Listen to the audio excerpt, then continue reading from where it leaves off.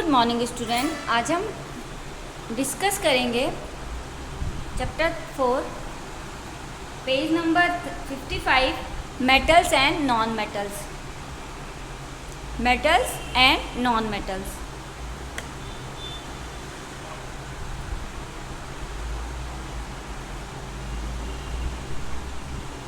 Every substance on this earth is made up of one or more elements.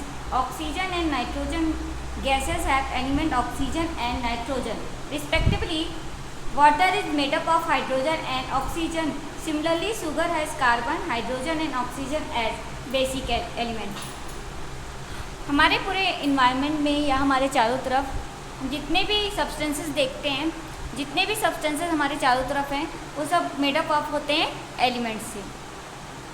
ये elements या तो एक element से बने होंगे या more than one.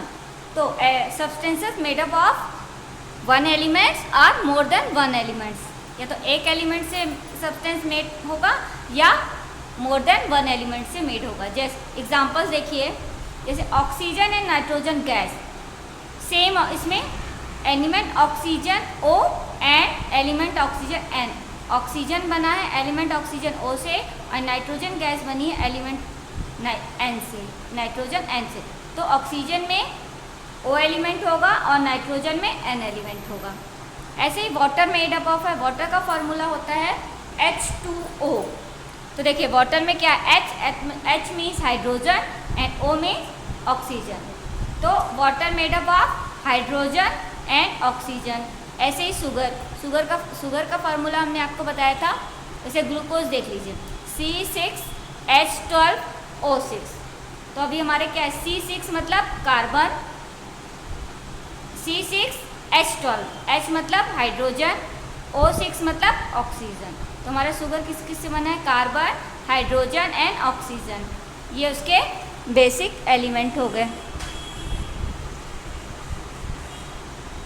There are about 118 different known elements till date of the which majority of them are metals and the rest are non-metal or metalloid. The elements which have property of both metal and non-metal are called metalloid. In this chapter we shall fact on physical and chemical properties of metals and non-metals and their uses. अभी तक scientist ने 118 metals को discover कर लिया है। उनमें से कुछ मेटल्स हैं, कुछ नॉन मेटल हैं और कुछ मेटलॉइड्स हैं। तो मेटलॉइड्स क्या होते हैं? मेटलॉइड्स ऐसे एलिमेंट हैं जिसमें मेटल्स एंड नॉन मेटल दोनों की प्रॉपर्टीज़ इन्वॉल्व होती हैं। तो एलिमेंट विच है property of metal and non metal both. तो जिनमें मेटल्स की एंड नॉन मेटल्स दोनों की प्रॉपर्टी होती है उनको बोलते हैं मेटलॉइड्स।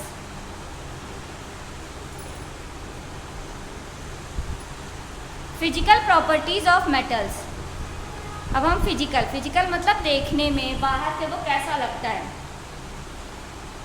तो सारे उसकी केमिकल मतलब होते हैं उसके अंदर की कंपोजिशन, और फिजिकल मतलब आउटर, जितना भी हम उसको आउटर उसकी क्या क्या प्रॉपर्टीज है। Metals are in general hard and strong. You must have seen your another mother wearing ornaments of gold. Are they not hard and shiny? Let us discuss some properties shown by metals. अभी हम metals की some properties discuss करेंगे। Metals are generally solid and hard. They are strong enough to bear heavy loads और they are high tensile strength. For example iron, zinc, aluminium, copper, tin etcetera. Metals are generally solid and hard. Metals हमारे solid होते हैं और hard होते हैं mostly, लेकिन कुछ exception है जिनको अभी हम पढ़ेंगे। तो हमारे मेटल्स सॉलिड स्टेट में रहते हैं एंड हार्ड होते हैं। High tensile strength. High tensile strength मतलब इनसे आप कितना भी लोड आप वेयर कर सकते हैं विदाउट ब्रेकिंग। ये टूटे बिना लोड को वेयर कर सकते हैं। सबकी अपनी अपनी टेंसाइल स्ट्रेंथ होती है, सबकी अलग अलग टेंसाइल स्ट्रेंथ होती है कि कौन कितना लोड वेयर कर सकता है। टेंसाइल स्ट्रेंथ होती है मतलब अगर उससे आप किसी को लोड को उठाएं तो वो लोड उठ जाए और वो जैसे मेटल हमारा ब्रेक डाउन ना हो। एग्जाम्पल हो गए iron, zinc, aluminium, copper, tin. Exception, metal like sodium and potassium are soft, solid and can be cut with a knife. Mercury is a liquid at natural temperature. अभी हमने आपको बताया mostly metals are solid and hard but some exception also. Exception मतलब होता है कि जो उस कैरेक्टर को बिलोंग नहीं करते, कुछ मतलब है तो मेटल पर जो मेटल के कैरेक्टर है वो वैसे नहीं है। जैसे हमारा सोडियम एंड पोटेशियम इतना सॉफ्ट होता है कि आप इसको नाइफ से भी कट कर सकते हैं। और हमने बताया कि मेटल्स मोस्टली सॉलिड स्टेट में रहते हैं बट मरकरी ये हमारा एक ऐसा मेटल है जो लिक्विड स्टेट में रहता है। देखिए आपने थर्मामीटर में मरकरी देखा होगा, लिक्विड स्टेट में रहता है। Metal possess metallic lustre. Metal shine in their pure state. The property of shining is called metallic lustre. Metallic lustre means होता है एक सरफेस पे तो शाइन होती है, चमक होती है। जैसे गोल्ड पे आपने देखा होगा आपको एक लस्टर दिखता है, शाइनी सरफेस दिखती है। कॉपर पे एक चमक रहती है, शाइनी सरफेस पे लस्टर रहता है। तो शाइनी सरफेस दे है शाइनी सरफेस, इसको बोल देते हैं, उस प्रॉपर्टी को बोलते हैं लस्टर, मेटेलिक लस्टर। ये देखिए ये हमारे शाइन कर रहा है गोल्ड। अब हम बॉक्स में जाते हैं। Metal are found in the free and the combined state in the earth crust. Highly unactive metal like gold are found in free state, whereas those which are highly reactive are found in the combined state. For example, aluminum is found as bauxite and iron as hematite. In the earth crust, metal like copper and silver are found both in free form as well as combined form, as they are neither highly reactive or totally inactive. Metals हमारे mostly free होते हैं and combined state में मिलते हैं। तो या तो combine state में मिल जाएंगे या फ्री स्टेट में। फ्री स्टेट में वही मिलते हैं जो ज़्यादा रिएक्टिव नहीं होते हैं। जैसे हमारा गोल्ड हमारा फ्री स्टेट में मिलता है। क्यों? क्योंकि ये बहुत अनएक्टिव है, अनरिएक्टिव है, ये रिएक्ट नहीं करता किसी से भी। आप देखिए गोल्ड के ऑर्नामेंट्स बनवाइए, गोल्ड के जेवर बनवाइए और उनको रख दीजिए तो वो क्या होता है, उनमें कोरोजन नहीं होता, जल्दी एयर का फ़र्क नहीं पड़ता, वाटर का फ़र्क नहीं पड़ता, तो वो जल्दी रिएक्ट नहीं करते, इसलिए अनरिएक्टिव है। अनरिएक्टिव के कारण ये फ्री स्टेट में मिलते हैं। पर कुछ मोस्टली मेटल्स क्या होते हैं, हाईली रिएक्टिव, तो वो कंबाइन स्टेट में मिलते हैं। जैसे एल्यूमिनियम हमारा कंबाइन स्टेट में मिलता है बॉक्साइट के फॉर्म में। आयरन भी रिएक्टिव है, ये हमको हेमेटाइट के फॉर्म में मिलता है अर्थ के क्रस्ट में। मोस्टली कहाँ मिलते हैं, अर्थ के क्रस्ट में। अर्थ के 3 पार्ट हैं, अर्थ का क्रस्ट, कोर, मेंटल। सबसे अपर पार्ट क्रस्ट, फिर बीच वाला मेंटल एंड सबसे लास्ट वाला पार्ट होता है core. Metal like copper and silver are found both. Metal and जैसे हमारे कॉपर एंड सिल्वर ये फ्री स्टेट में भी मिलते हैं, कंबाइन स्टेट में भी मिलते हैं, क्योंकि ये तो ना ज़्यादा हाईली रिएक्टिव है और ना ही टोटली अनरिएक्टिव है।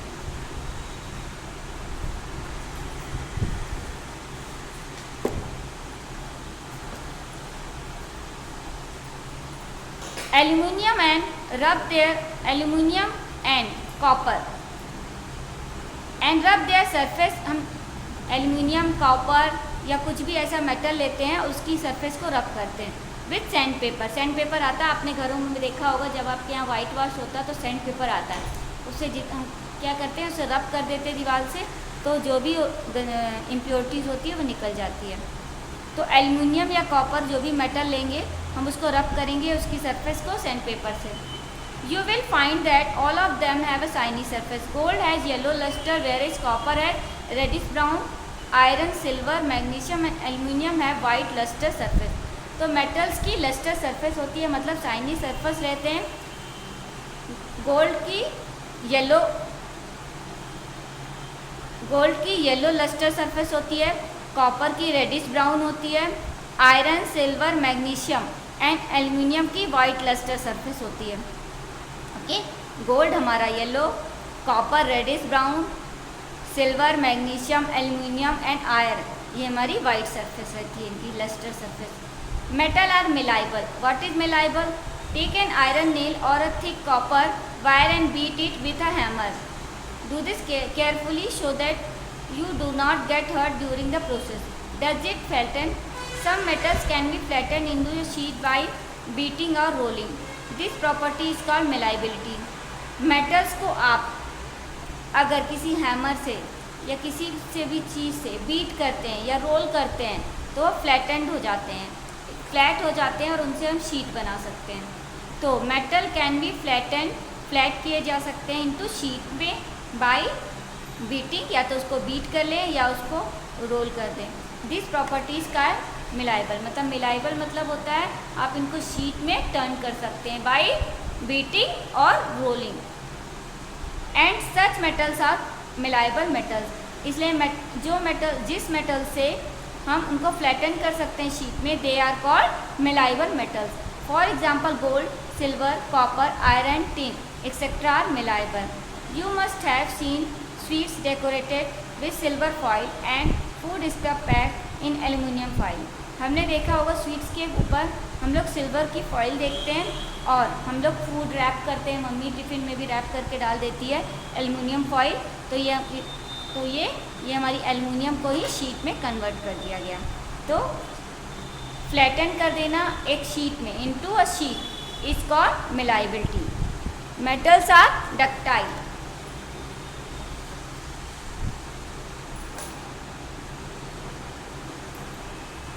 Metals are ductile. Metal like gold, silver, copper, aluminum etc. are flexible and can be drawn into wire and are therefore ductile in nature. Metal हमारे ductile होते हैं। Metal like gold, silver, copper, aluminum ये सब हमारे क्या होते हैं, आप flexible होते हैं, इनको आप खींच सकते हैं। And can be drawn into wire, flexible होते हैं इनसे, इसीलिए इनको वायर में ड्रॉन किया जा सकता है, मतलब इनसे वायर बनाए जा सकते हैं। And therefore ductile in nature, ये डक्टाइल होते हैं नेचर में।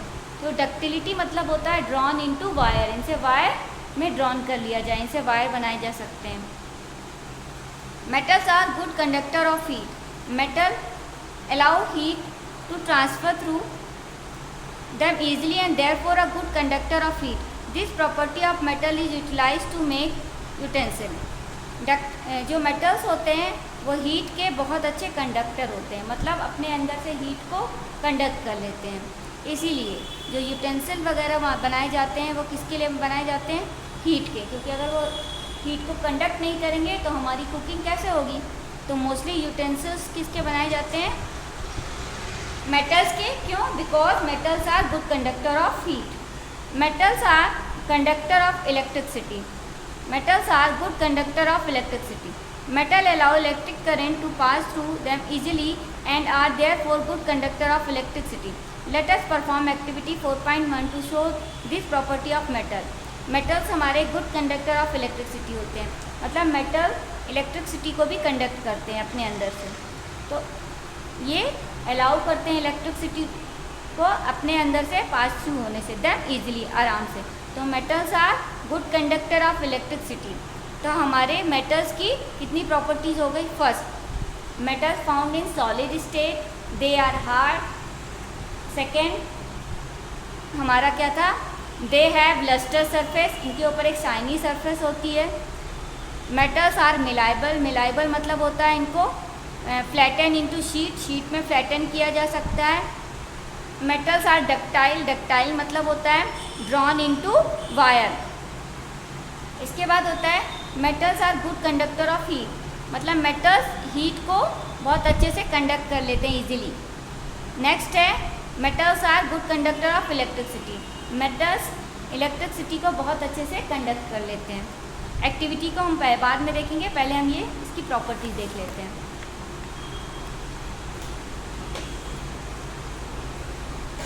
Metals have high density and high melting point.